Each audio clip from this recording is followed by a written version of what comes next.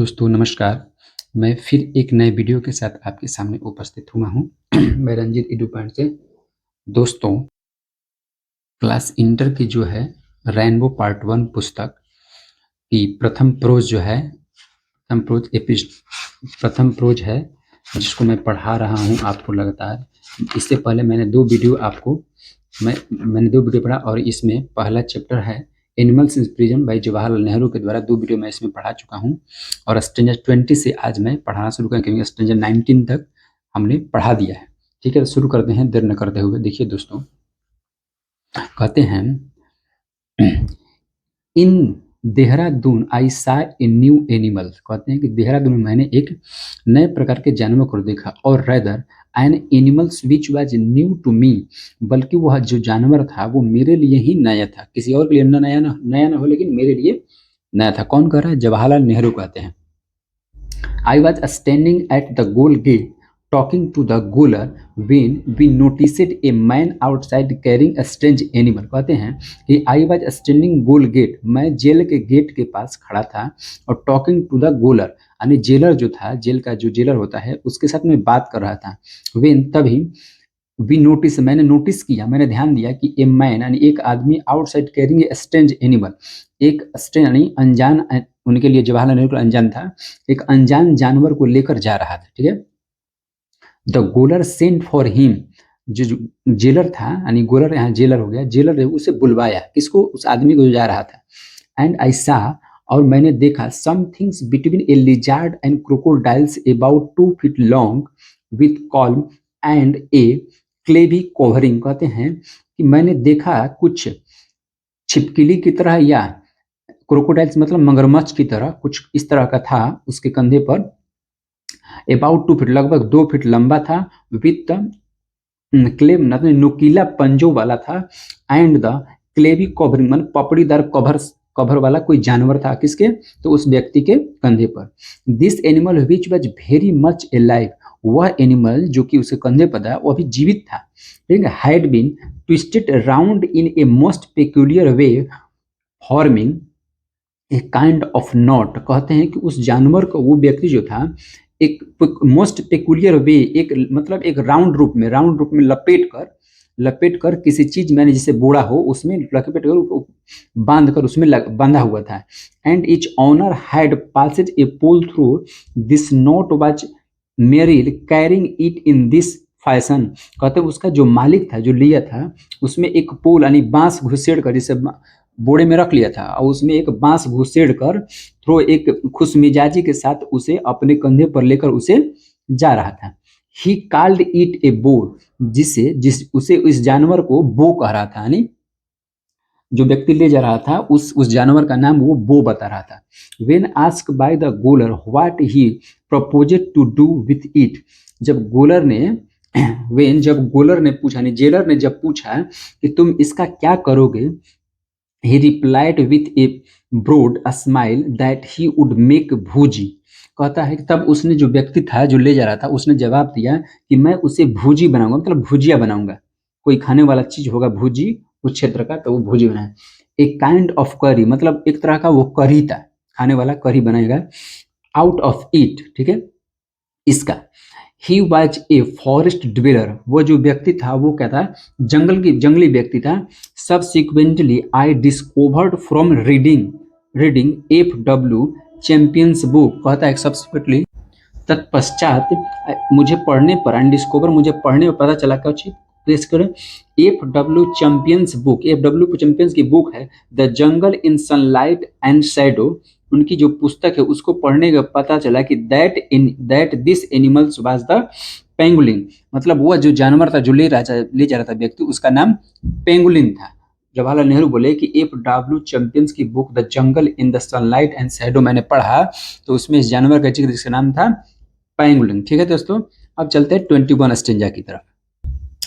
21 stanza कहता है कि prisoners especially long term convicts have to suffer most from emotional starvation. कहते हैं कि जो प्रिजनर थे मतलब कैदी थे, स्पेशली मतलब मुख्यतः वो लोग जो लॉन्ग टर्म कन्विक्ट जो लंबे समय तक सजा काट रहे थे, हैव टू सफर यानी पीड़ित थे इस बात से, तो मोस्ट फ्रॉम इमोशनल स्टारवेशन मतलब भावनात्मक अभिव्यक्ति से वो लोग पीड़ित थे। मतलब कि जो लंबे समय तक जेल में थे वो भावनात्मक अभिव्यक्ति मतलब अपनी भावनाओं को किससे व्यक्त करें, कोई मन में जो भी बात है किससे व्यक्त करे, इससे तो वो पूरी तरह मन ही मन दबाए रहते थे, ऐसा कहना था। Often they seek some emotion satisfaction by the keeping animals pet. कहते हैं अक्सर वे जो है अपनी भावनाओं को कीपिंग एनिमल्स पेट यानी जो पालतू जानवर थे उनसे अपनी बात कहकर सेटिस्फेक्शन यानी संतुष्टि लेते थे कि हमारी, जैसे कैसे होता है कि आदमी जानवर से बात करता है तो उस जानवर उसी प्रकार वो बात कर कर अपनी भावनाओं को उनके सामने व्यक्त करते थे। The ordinary prisoner can not keep them. जो सामान्य प्रिजनर थे मतलब जो सामान्य प्रिजनर जनरल प्रिजनर थे उन्हें ये सब करने की अनुमति नहीं थी। But the convict overseer have a little more freedom and the goal staff usually does not object.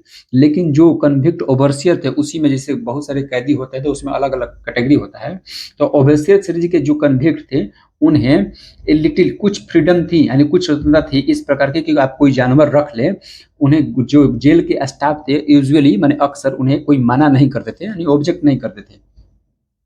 The commonest pets were squirrel and strangles mongoose.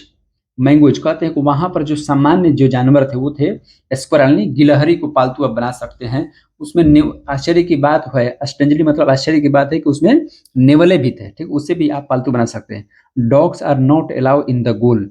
Jail में कुत्तों का अलाउ नहीं था। But cat seemed to be encourage. लेकिन वहां की जो बिल्लियां थी उन्हें लगता है कि रखने के लिए उन्हें प्रोत्साहन किया जा रहा था, ठीक है ना। Cat seemed to be encourage यानी कैट को देखने के लिए रखने के लिए वहां पर जेल में लगता है कि उन्हें बढ़ावा दिया जा रहा है। A little kitten made friend with me once. एक बार एक लिटिल किटन मतलब होता है बिलौटा यानी बिल्ली का बच्चा जो होता है मेल वाला उसे बिलौटा कहते हैं, तो उससे उससे मेरी दोस्ती हो गई जवाहरलाल नेहरू उससे मेरी दोस्ती।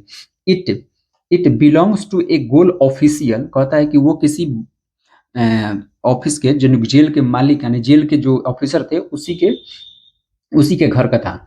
And when he was transferred he took it away with him. जब उस ऑफिसर का ट्रांसफर हुआ तो वो उसे क्या हुआ, टुक अवे यानी मुझसे दूर लेकर चला गया, वो अपने पास लेकर साथ लेकर चला गया। आई मिस्ड मैं हमेशा उसे मिस करता हूँ, महसूस करता हूँ, कभी महसूस करता हूँ।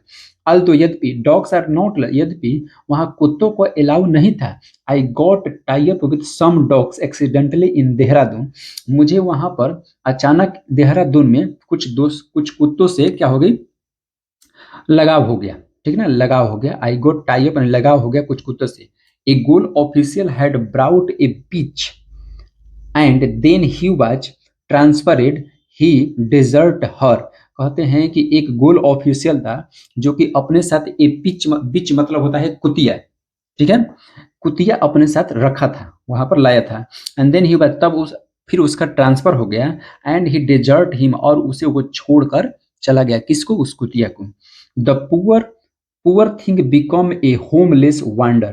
कहते हैं कि बात यह है, दुखदाई बात यह है कि वह बेघर हो गई और चारों तरफ घूम रही थी, इधर उधर भटक रही थी। Living under culvert. कल्वर्ट मतलब होता है पुलिया। एंड लिविंग कहाँ, वो पुलिया के नीचे रह रही थी। जब वो छोड़कर चला गया कुतिया को तो वो पुलिया के नीचे रह रही थी। Picking up scrap from the wander. वो जो व्यक्ति जो इधर उधर घूमने वाले होते हैं उनसे कुछ ना कुछ वो चीजें लेकर, वो जिसे नहीं आदमी इधर उधर घूमता है तो उससे कुछ ना कुछ टुकड़े लेकर वो अपना जीवन यापन करती थी, वांडर घूमते हुए लोग। एंड यूजुअली स्टार्विंग, लेकिन अधिकांश तो वो क्या करती थी, भूखे रहती थी। स्टार्विंग मतलब भूखा रहना। As I was being keeped in the lock up outside the gaol proper. अक्सर मैं देखता था कि वो क्या कि गोल के जो आउटसाइड है, जो आउटसाइड इलाका है, वो गेट के बाहर आ जाती थी, क्या करें, लॉकअप के आउटसाइड ऑफ द गोल आ जाती थी, क्या करने के लिए, अधिकांशतः आ जाती थी। और she use to come to be begin for food, वो भोजन लेने के लिए मेरे पास मतलब वहां पर आ जाती थी। किसके? जवाहरलाल नेहरू के, क्योंकि वहां पर उन्हें विशेष प्रकार की आदेश था कि आप जाकर घूम सकते हैं।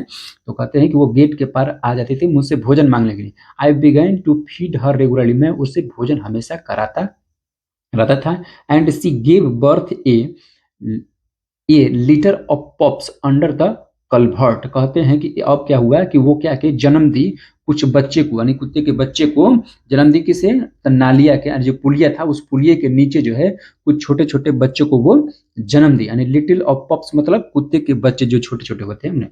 Many of these where taken away, उसमें से बहुत सारे जो बच्चे हैं वो लेकर चले गए, कुछ लोग लेकर चला गया। But 3 remaining and I fed them, लेकिन उनमें से 3 बचे थे जिसे मैं खिलाता था। One of the puppies fell ill with a violent distemper, कहते हैं कि उनमें से एक जो पपीज था, जो कुत्ते का बच्चा था, वो क्या किया, एक बार बीमार पड़ गया। वायलेंट डिस्टेम्पर, यानी कुत्तों की बीमारी होती है डिस्टेम्पर, वायलेंट बहुत बुरी तरीके से डिस्टेम्पर हो गया, बीमार पड़ गया। And give me a great deal of trouble, इससे मुझे बहुत दुख हुआ। जब हालांकि कहते हैं कि जब वो बीमार पड़ गया तो इससे मुझे ग्रेट डील ऑफ ट्रबल मतलब बहुत दुख हुआ उन्हें। आई नर्सेस हर विथ केयर, मैं उसे हमेशा देख रेख करता था उसका। नर्सेस मतलब देख रेख करना, ठीक है। हर केयर, उसकी सुरक्षा में हमेशा देख रेख करता। एंड समटाइम्स, और कुछ समय, I would get up a dozen time in the course of the night to look after her, कभी कभी मैं क्या करता कि रात में कम से कम डजन यानी 12 बार ना 12 बार भी जग जाता था नाइट में उसे देखभाल करने के लिए। सी सर्वाइव्ड, और वो क्या हुआ, इससे ठीक सर्वाइव की।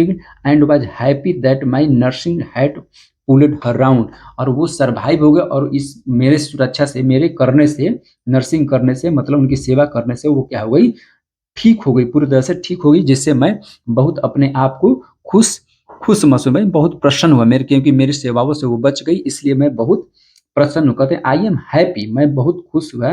माई nurses had to pulled her round, मेरी जो सेवा है उसके काम आई और वो ठीक हो गई। अब दोस्तों चलते हैं हम लोग 32 स्टेंजा पर, ठीक है। 32 स्टेंजा दोस्तों कहता है, I came a contact with animals far more in prison than I had done outside, कहते हैं कि जेल से बाहर की अपेक्षा जानवरों से मेरा संपर्क जेल के अंदर हुआ। कहते हैं कि मैं जब बाहर था तो जानवरों से मिला था, लेकिन उससे ज्यादा मुझे जब जेल में आया तब मुझे जानवरों से ज्यादा लगाव हो चुका था। आई हैड, कहते हैं कि I had always been found of dogs, मुझे जो है कुत्तों से अधिक लगाव था। वहां पर कहते हैं कि मुझे कुत्तों से बहुत लगाव था, मुझे बहुत प्यार था। एंड हैड केप्ट सम, मैंने उन्हें रखा भी था अपने पास, जब ये जेल में नहीं गए थे तब की बात कर रहे हैं, रखा भी था। बट लेकिन I could never look after them, लेकिन मैं उन्हें हमेशा देखभाल नहीं कर सकता था प्रॉपरली, पूरी तरीके से। As other matter claimed my the attention, मेरा ध्यान कुछ न कुछ अलग मैटर में हमेशा लगा रहता था, क्योंकि भाई बिजी आदमी थे तो उनका ध्यान रखा था, इसलिए वो कुत्तों को हमेशा प्रॉपरली देखभाल नहीं कर सकते। In prison I was grateful for their company, लेकिन जब जेल में आया तो मुझे उनके साथ, यानी उनकी कंपनी मिली, उनके साथ मिलकर मैं बहुत अपने आप को ग्रेटफुल महसूस कर रहा हूँ, बहुत खुश महसूस कर रहे हैं। Indians do not as a rule approve of animals as household pet, कहते हैं भारतीय लोग, जो भारतीय लोग होते हैं, do not as rule approve the animals household, कहते हैं घर में जानवरों को पालना जो भारतीय लोग हैं वो अच्छा नहीं मानते। अप्रूव मतलब अच्छा नहीं मानते, उन्हें सही नहीं मानता, मानना, डू नॉट, उसे सही नहीं मानते हैं कि नहीं घर में कुत्तों को पालना चाहिए, किसी जानवर को पालना चाहिए। It A remarkable that in a spite of their general philosophy of non-violence to the animals, कहते हैं यहाँ पर, कहते हैं कि इट इज रिमार्केबल, यह बहुत विचित्र बात है कि that in spite of their general philosophy of non violence animal, जानवरों के प्रति जिनकी दृष्टिकोण, यानी पशुओं के प्रति जिनकी दृष्टिकोण अहिंसावादी है, जिन व्यक्तियों की जानवरों के प्रति दृष्टिकोण जो है अहिंसावादी है, they are often singularly careless and unkind of them, वे ही लोग जिन कहते हैं कि नहीं अहिंसावादी हैं हम, पशुओं के प्रति नहीं मरना चाहिए, वे ही लोग यानी प्राय वे लोग विलक्षण रूप से प्राय उनके प्रति लापरवाह और दया रहित हैं। यानी वे ही लोग जो है केयरलेस यानी लापरवाह और दया रहित हैं, जो कहते हैं कि नहीं पशुओं को नहीं मरना चाहिए, लेकिन कहते हैं जब मैं देखता हूँ कि वही लोग जो हैं जानवरों के प्रति दयावान नहीं है और लापरवाह होते हैं, उनके दृष्टिकोण में वो लापरवाह होते हैं। ठीक है, आगे कहते हैं इवन द काउ, यहाँ तक कि गाय, दैट फेवरेट एनिमल्स, गाय जो है कि बहुत ही विशेष विशेष एक तरह का कृपा पात्र पशु है, यानी कृपा वाली फेवरेबल सबकी सबकी मतलब फेवरेट एनिमल है। ठीक है, through looked up to and almost worshipped by the many Hindus and often the cause of rights. Looked यानी उसकी देखभाल में, लुकेट अप माने उस पर कृपा पात्र तो है, लेकिन कहते हैं कि हिंदू समाज जो होता है, बहुत सारे हिंदू समाज जो है गाय को पूजा जाता है लगभग, यानी उसे बहुत सम्मान के साथ, बहुत सम्मान के दृष्टि से देखा जाता है और उसे प्रायः पूजा जाता है। किसके द्वारा? हिंदू के द्वारा, हिंदुओं के द्वारा पूजा जाता है। And often the cause of right, लेकिन देखा गया है कि यही गाय जो है राइट्स यानी हिंसा का जो कारण बन जाती है, कभी कभी वो क्या है दंगों के, राइट्स मतलब दंगों के कारण बन जाती है। इज नॉट ट्रीटेड काइंडली, और दंगों का कारण बन जाता है, जबकि उस गाय को भी प्रॉपरली जो लोग दवा करते हैं वो दयापूर्ण तरीके से उसकी सेवा नहीं करते हैं। यहाँ कहने का मतलब है दोस्तों कि जबकि लोग कहते हैं, यहाँ से समझते हैं हम लोग, कहते हैं जनरली लोग फिलोसफी देते हैं कि गाय को नहीं मारना चाहिए, अहिंसावादी है, वे ही लोग जानवरों के प्रति क्या है केयरलेस हैं और दयावान नहीं है, अनदयावान है। ठीक है, और यहाँ तक कि काऊ की बात, गाय की बात किया जाए तो गाय बहुत महत्वपूर्ण जानवर है सबके लिए। यहाँ तक कि हिंदू जो समाज होता है वो गाय को क्या करता है, पूजता है, उसे हिंदू समाज जो है क्या है, पूजता है। और ऑप्शन देखा गया है कि गाय ही है जो हिंसा का कारण बनती है, उसी पर लोग हिंसा करते हैं, एंड जबकि दया के दृष्टि से उसे नहीं मानते। Worship and kindness do not always to go together, यहाँ पर देखिए बड़ी बात कहते हैं दोस्तों कि पूजा और दया सदा साथ साथ नहीं चलती। कहते हैं कि पूजा और दया do not always go together, कहते हैं कि पूजा एवं दया सदा साथ साथ नहीं चलती। पता नहीं क्यों कहते हैं कि पूजा और दया सदा साथ साथ नहीं चलती, जबकि कहा जाता है दोस्तों, यहाँ पर उनका कहना है कि पूजा और दया सदा साथ साथ नहीं चलती, जबकि देखा गया है व्यक्ति कि जो व्यक्ति यानी कहते हैं कि पूजा यानी worship and kindness do not always to go together, जबकि कहा जाता है दोस्तों कि जो पूजा पाठ व्यक्ति करता है वो दयावान खुद स्वयं हो जाता है। लेकिन जवाहरलाल नेहरू ने यहाँ पर कहा है कि पूजा और दया do not always go together, पता नहीं क्यों कहे हैं, लेकिन इसका मतलब ये हुआ कि पूजा और दया सदा एक साथ नहीं चलती। ठीक है दोस्तों, चलिए अब अगले स्टेंजा की तरफ हम लोग चलते हैं। Stanza number 23। कहते हैं कि different countries have adopted different animal as a symbol of their ambition of character। कहते हैं कि डिफरेंट कंट्री, अनेक जो देश हैं अडॉप्ट, जिन्होंने अपनाया है different animals as a symbol, बहुत से जानवरों को सिंबल के रूप में यानी निशान के रूप में, of their ambition and character, अपने चरित्र और एम्बिशन महत्वाकांक्षा के पर निर्भर कि उनका चरित्र क्या है और उनकी महत्वाकांक्षा है, इसके अनुसार बहुत सारे जो देश होते हैं, बहुत सारे जो देश हैं अपने यहाँ किसी न किसी पशु को सिंबल के रूप में अपनाया। जैसे हमारे देश में क्या है सिंबल के रूप में, जैसे हम लोग बाघ ने अपनाया। ठीक है, उसी का eagle of the United America end of the Germany, Germany और अमेरिका का जो है ईगल, ईगल मीन्स क्या होता है दोस्तों, गरुड़, ये गरुड़ को अपनाए हैं सिंबल के रूप में। The lion and bulldog of England, शेर, शेर जो होता है, अब बुलडॉग कहाँ का होता है, इंग्लैंड का है। ठीक है, the fighting cock of France, France का लड़ाका मुर्गा, कॉक मतलब मुर्गा, फाइटिंग कॉक मतलब मुर्गा है। The bear of old Russia, Russia का जो है माने रूसिया का जो है बियर मतलब भालू दोस्तों, यहाँ पर भालू जो बियर होता है यानी भालू, रूसिया जो पुराना रूसिया है उसका जो है भालू है। कहते हैं कि how for do these patron animals mould Nations character, कहते हैं कि यहाँ पर दोस्तों बड़ी बात कहते हैं वो, यह राष्ट्रीय पशु किस सीमा तक राष्ट्रीय चरित्र के रूप प्रदान करते हैं। यहाँ पर सवाल पूछते हैं कि ये जो राष्ट्रीय पशु हैं वो किस सीमा तक यानी किस प्रकार नेशनल कैरेक्टर को यानी नेशनल निशानी को प्रदान करते हैं, इस पर एक सवाल ये पूछते हैं। ठीक है, सवाल पूछने के बाद कहते हैं कि जबकि किस प्रकार कैरेक्टर करते हैं यानी चरित्र किस प्रकार बताया, जब कहते हैं कि मोस्ट ऑफ द इनमें से अत्यधिक आर एग्रेसिव, मतलब एग्रेसिव हैं, आक्रमणकारी हैं, फाइटिंग एनिमल्स लड़ने वाले हैं, ब्रिस्ट ऑफ प्रे शिकार के लिए हमला करने वाले हैं, यानी हिंसा वाले जानवर हैं। कहते हैं कि एक पशु किसी राष्ट्र का जब सिंबल होता है और जबकि वो हिंसा वाला करता है तो वो किस प्रकार उस राष्ट्र का कैरेक्टर बताएगा, ये सवाल पूछते हैं। ठीक है, आगे कहते हैं it is not surprising that the people who grow up with this example before them should mould themselves consciously after then and strike up aggressive attitude.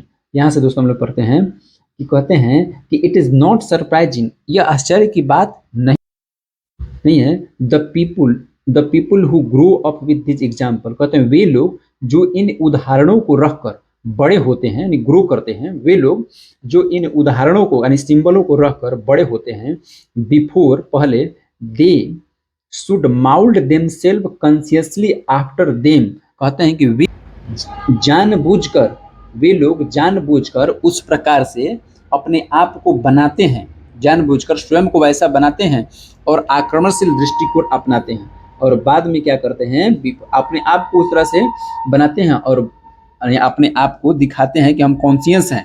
ठीक ना, और फिर बाद में क्या करते हैं स्ट्राइक और अपने आप को आक्रमणशील एग्रेसिव एटीट्यूड अपनाते हैं। पहले दिखाते हैं कि नहीं हम लोग बहुत शरीफ हैं और बाद में अपने आप को एग्रेसिव दिखाते हैं। यहाँ से दोस्तों कहते हैं कि वे लोग जो इस प्रकार के एग्जाम्पल देते हैं वे पहले अपने आप को यहाँ पर क्या करते हैं जानबूझकर स्वयं को वैसा बनाते हैं और बाद में स्ट्राइक अप एग्रेसिव एटीट्यूड और अपने आप को आक्रमणशील दृष्टिकोण अपनाते हैं, and rover and prey on others, और दूसरे पर क्या करते हैं दूसरों पर दहाड़ते हैं और अपना शिकार बनाते हैं, और दूसरों पर दहाड़ते हैं और अपना शिकार बनाते हैं। ठीक है, ये बात कहते हैं जवाहरलाल नेहरू, कहते हैं कि nor is it surprising that the Hindu should be mild and non violent for his patron animals is the cow. कहते हैं यहाँ पर बड़ी बात कहते हैं दोस्तों, कहते हैं कि नहीं इसमें आश्चर्य की बात कोई, नॉर इज सरप्राइजिंग, इसमें आश्चर्य की बात नहीं है कि द हिंदू, कहते हैं कि that the Hindu should be mild and non violent, Hindu जो होते हैं वो अहिंसक होते हैं और शुड बी माइल्ड दयावान होते हैं और अहिंसक होते हैं, फॉर हिज पैटर्न एनिमल सब काऊ, अपने गाय के प्रति। क्यों उनका, क्योंकि उनका जो गाय है वो पशु जो है, गाय पशु उनकी द्योतक है, उनकी निशानी है, यानी हिंदुओं के मेन निशानी क्या होती है गाय, और गाय क्या होती है पूरी तरीके से अहिंसक होती है। तो इसलिए कहते हैं कि जो हिंदू हैं वो अपने गाय को द्योतक है, इसलिए हिंदू क्या होते हैं अहिंसक होते हैं, विनम्र होते हैं, इसलिए गाय के द्योतक की बताती है यानी सिंबल बताती है। और जिसका शेर होगा, मान लो हमारे यहाँ हिंदू लोगों के लिए सिस्टम शेर गाय है, अब मान लो यहाँ क्या भालू है ईगल है तो वो शिकार करने वाला, तो उसके द्योतक कैरेक्टर करता है, लेकिन हमारे यहाँ गाय है तो गाय को सिंबल बना गया है, जिससे बताते हैं कि हिंदू लोग विनम्र और अहिंसक होते हैं। दोस्तों चलिए कुछ क्वेश्चन आंसर कर लेते हैं। दोस्तों इस प्रकार हमने ये animals in prison Jawaharlal Nehru को समाप्त कर दिया, और आगे नेक्स्ट प्रोज हम लोग पढ़ेंगे। तब आप वीडियो को लाइक कीजिए, सब्सक्राइब कीजिए, और देखिए इससे पहले मैंने 2 वीडियो आप लोगों के लिए डाला है, उसे आप देख लीजिए ताकि आपकी पूरी जो है प्रोज समझ में आ जाएगी। जवाहरलाल नेहरू की प्रोज है आपको समझ में आ जाए। वीडियो को लाइक कीजिए और शेयर कीजिए दोस्तों को, जो 11th क्लास के स्टूडेंट्स हैं उन्हें शेयर करें ताकि वो भी पढ़े इसे और अपनी समस्याओं को हल कर ले, समझे इस बात को, क्योंकि बुक में लिखना उतना समझ में नहीं आता है जितना मैंने अच्छे ढंग से आपको पढ़ाया। इसलिए वीडियो को लाइक कीजिए, सब्सक्राइब कीजिए और दूसरों को शेयर कीजिए, और ऐसे ही प्यार देते रहिए। मैं नेक्स्ट वीडियो के साथ आपके सामने फिर आऊंगा नए चैप्टर के साथ। थैंक यू दोस्तों।